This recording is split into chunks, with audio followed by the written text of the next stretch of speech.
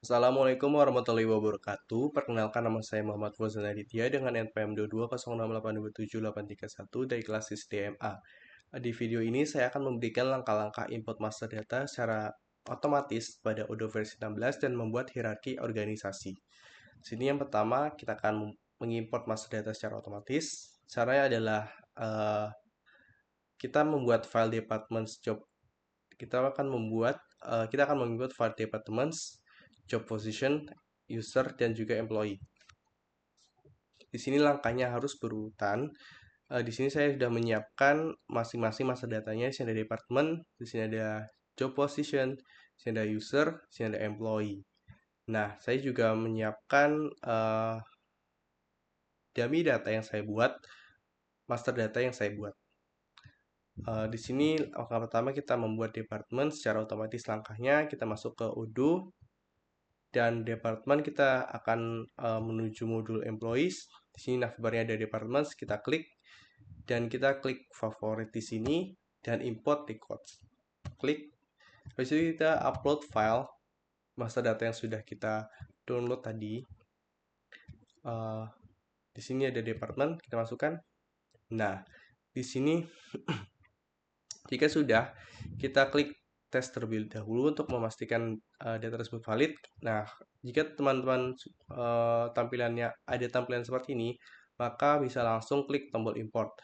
Saya tidak akan mengkliknya karena saya sudah buat sebelum video ini dibuat. Selanjutnya kita akan membuat job position. Import job position. Di sini kita menuju job position masih sama pada modul employee. Kita klik favorit, kita klik import records dan masukkan filenya. Job position. Nah, di sini jika sudah kita klik tes, kita cek dulu datanya. Nah, di sini ada terdapat error. Di sini ada already exist karena saya sudah mengimportnya. Maka saya tidak lagi pada saat ini saya tidak akan mengimportnya lagi. Jika teman-teman ada everything seems valid di bagian sini, maka teman-teman bisa langsung klik tombol import. Saya akan cancel. Selanjutnya, setelah membuat job position, kita akan membuat user. Caranya adalah masuk ke bagian setting dan ke manage user dan ke bagian favorit dan import records. Jadi kita akan upload filenya. Ada user. Oke. Nah, di sini kita akan cek valid dengan tombol tes sama seperti sebelumnya. Nah, di sini ada valid login. Berarti akun email ini sudah ada di database saya. Makanya saat ini saya tidak akan mengimportnya lagi. Jika teman-teman di sini ada everything seems valid, teman-teman diharuskan untuk menekan tombol import. Habis user, kita akan membuat employee. Caranya masuk ke modul employee, dan di sini tombol favorit diklik, import records diklik, dan upload filenya. Upload filenya. Habis itu kita akan tes untuk mengecek datanya valid apa enggak. Nah, tentunya tidak valid karena di database saya data ini sudah saya masukkan, sudah ada. Nah, jika teman-teman di sini ada everything seems valid, teman-teman bisa menekan tombol import di sini. Saya akan cancel karena datanya sudah ada. Nah, selanjutnya adalah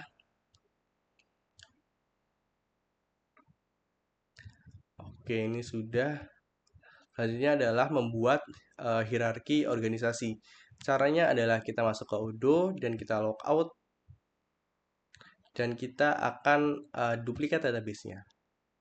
Cara duplikatnya tadi klik manage database dan kita klik duplikat database yang kita mau. Contohnya kalau kita ingin duplikat NoDemo, kita klik sini no duplikat dan teman-teman diharuskan untuk mengisi formulirnya. Jika sudah, klik continue. Karena saya sudah melakukannya, saya akan skip ke next step. Next stepnya adalah login akun Odoo pada user yang sudah dibuat. Oke, saya akan mengubah database terlebih dahulu.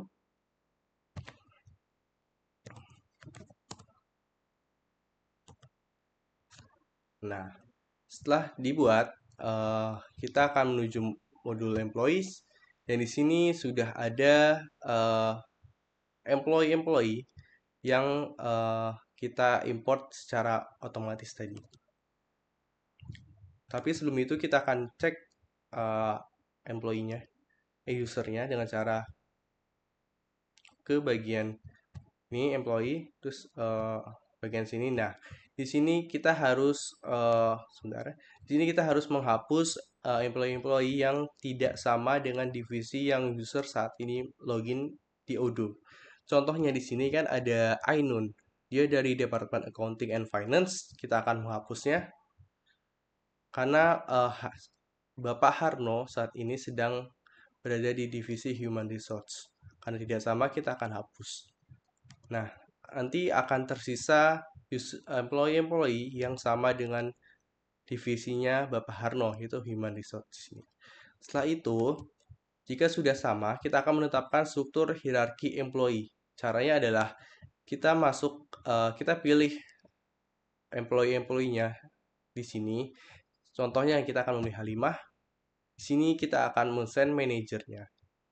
Karena dia kepala seksi recruitment, saya asumsi bahwa dia atasannya adalah manajer HR, di mana manajer HR ini adalah Ibu Hana. Maka saya mengisi manajer sini adalah Ibu Hana dan sini adalah Hana. Dan ini juga berlaku dengan employee-employee yang lain. Seperti Hana, Hani, Haris, dan sampai Husna. Kita akan assign tadi manajernya siapa sesuai dengan job positionnya. Jika sudah, berarti kita dapat langsung melihat hierarki organisasinya. Caranya adalah masuk ke navbar ke modul employee dan menuju navbar namanya employee di sini dan kita klik organizational chart. Di sini akan terlihat hierarki organisasinya yang telah kita buat. Nah, sini. Oke, selanjutnya kita akan masuk ke bagian selanjutnya yaitu pertanyaan. Bagaimana peran struktur organisasi yang Anda buat di Odoo dapat mendukung efisiensi operasional PD kita? Struktur organisasi yang saya buat di Odoo dapat menjelaskan pembagian tugas dan peran secara jelas dari masing-masing employee. Selain itu, jalur komunikasi juga menjadi jelas dan terstruktur. Hal ini memungkinkan employee tidak bingung saat hendak berdiskusi kepada atasan atau bawahannya ketika ada masalah. Terakhir, adanya struktur organisasi memungkinkan alur dokumen yang serta proses berjalan dengan baik karena satu employee dengan employee yang lain dapat terintegrasi sesuai dengan struktur yang ada. Hal ini dapat mengurangi cost operasional sehingga berdampak pada efisiensi operasional. Terus pertanyaan yang kedua adalah buatlah master data yang dapat diimport berupa file Excel untuk satu divisi sesuai dengan pembagian masing-masing. Berisi data lengkap untuk semua field termasuk tab work information, private information, dan HR settings pada data employee. Di sini saya sudah buat master datanya. Saya akan buka dan pada bagian employee. Oke. Sini saya sudah buat ada beberapa field yang saya tambahkan. Contohnya adalah sebentar employee. Kita akan ke bagian Heru. Bapak Heru. Nah, di sini saya sudah tambahkan contohnya adalah working hours. Di sini saya sudah tambahkan working hours ini fieldnya. Terus di sini untuk expense time off dia bergantung kepada manajer sama coachnya. Jadinya saya cuma mengisi untuk field manager dan coach di sini dan dia sama. Oke. Selanjutnya kita bagian ke private information. Di sini saya sudah buat identification number, expiry date, address, sama password no. Di sini ada sebentar. Ada password no, password expiry date, ada ID expiry date di sini. Dan ada certificate level. Di sini sudah saya buat sesuai dengan field yang ada.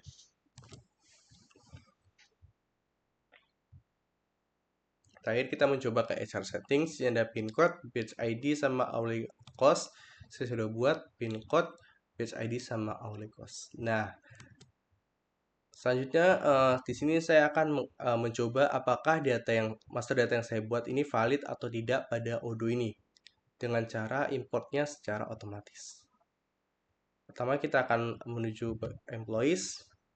Di sini saya menyiapkan contoh master data. Saya cuma input satu karena ini sebagai contoh saja. Apakah field yang saya tambahkan tadi valid atau enggak? Sini oke. Rangkaian pertama saya akan logout dulu, berganti. Kita akan bagian ganti database.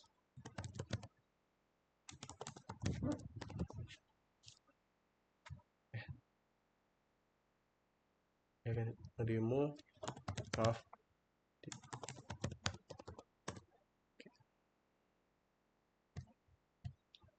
Bagian employees dan kita cetai hit test. Hit test ini belum ada. Kita akan buat dengan cara favorites, import records, upload file. Saya akan mengupload file master data yang sudah saya buat di sini.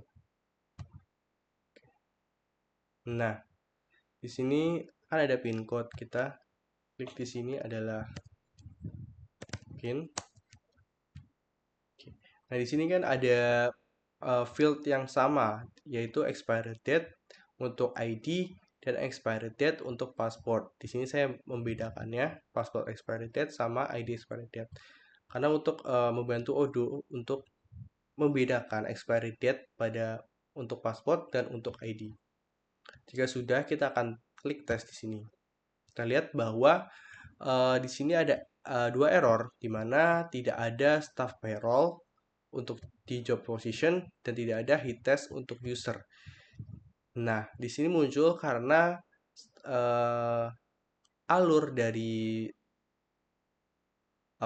input yang saya berikan ini employee ini, saya melompat tidak menginput job position terlebih dahulu dan user terlebih dahulu. Oke, untuk mengatasi hal ini, kita akan menginput staff payroll 3 di job position. Kita akan coba job position di mana bagian employees, configuration, job position, dan kita akan tambahkan secara manual. Bisa secara otomatis, tapi kali ini saya akan menambahkan secara manual saja karena cuma satu. 3 sesuai dengan ini staff payroll 3. Oke, di sini ada employee type dan klik save. Nah, jika sudah, kita akan membuat usernya, manage user, dan kita coba apakah sudah ada. Di test belum ada, maka kita akan membuatnya, namanya hitest@gmail.com, dan saya akan membuat untuk passwordnya dia.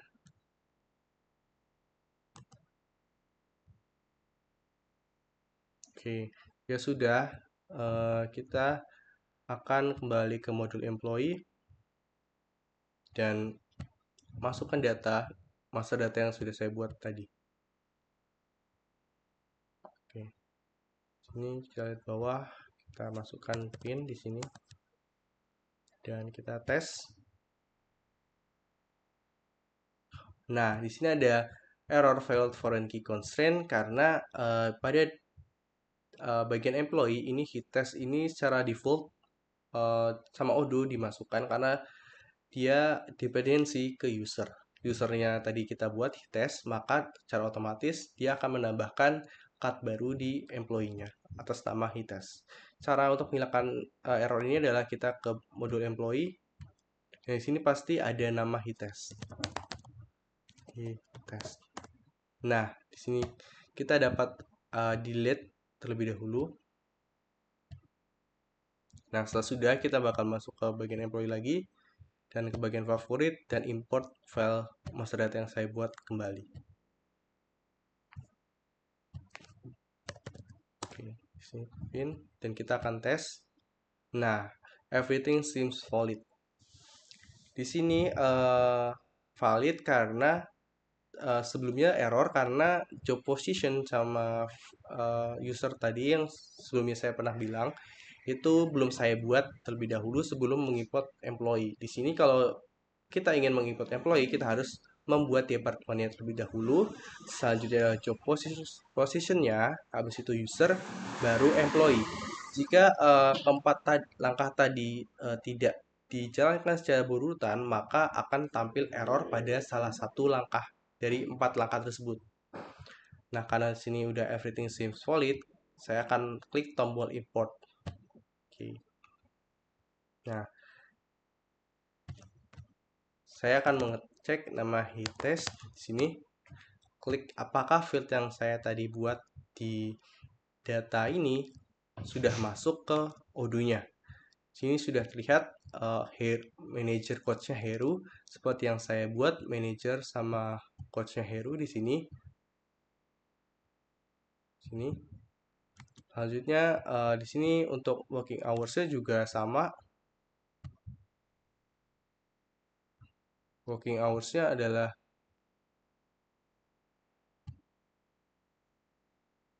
working hours-nya maaf sebentar nih, working hours-nya sudah ada. Selanjutnya kita ngecek bagian private information. Di sini ada identification number, expiry date, password no, expiry date, dan field untuk family status, citizenship, education, work permit sudah keisi sesuai dengan field yang sudah saya uh, define di master datanya. Itu bagian access setting. Di sini ada pin code, batch ID, hourly cost. Di sini coba kita samakan pin code-nya adalah 6789. Apakah sama? Ternyata sama 6789. Nah, berarti dari sini kita dapat menyimpulkan bahwa kita sudah berhasil mengimport master data yang kita buat sendiri ke dalam Odoo 16-nya. Dan data-datanya adalah valid sesuai dengan apa yang telah kita buat di master data. Oke, langkah selanjutnya adalah ke bagian refleksi. Refleksi mengenai lab ini adalah dengan adanya organizational chart, saya dapat melihat hierarki dan hubungan antar karyawan serta departemen. Hal ini membantu perusahaan dalam mengelola sumber daya manusia secara lebih efektif, terutama dalam menentukan peran, tanggung jawab, dan proses pelaporan. Kemudian di Odoo juga dapat memasukkan banyak data secara otomatis. Pada import master data, data yang hendak dimasukkan akan divalidasi terlebih dahulu untuk mengecek konsistensi dan kebersihan data. Sekian yang dapat saya sampaikan. Wassalamualaikum warahmatullahi wabarakatuh.